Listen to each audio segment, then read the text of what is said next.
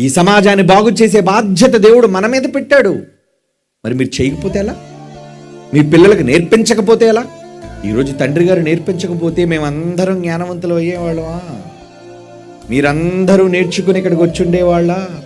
ప్రపంచంలో ఉన్న వాళ్ళందరి దగ్గర జ్ఞానం ఉందా? లేదే.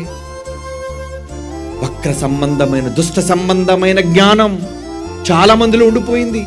మరి దాన్నంతటినీ కూడా ఏం చేయాలి? ప్రక్షాళన చేయాలి. తప్పుడు బోధలతో, భయంకరమైన సిద్ధాంతాలతో సంఘాలు నిండిపోయాయి. చెప్పొద్దా? యేసుప్రభు ఏం కోరుకున్నాడు?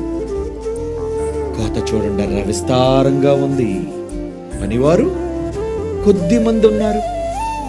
మరి పనివారు ఎక్కడి నుంచి వస్తారు? మీరే కదా. మీరే పనివారుగా మారకపోగా, మీ పిల్లల్ని పనివారుగా చెయ్యకపోగా, ఈరోజు మేము తలుపులు తెరుచుకొని రండి దేవుని జ్ఞానం నేర్పిస్తామంటే ఏం వస్తుంది మనకి? ఏం కావాలి నీకు?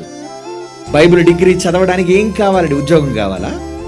లోకం మీద జానడు పొట్టను నింపుకొని చావడానికా విద్య కావాలి?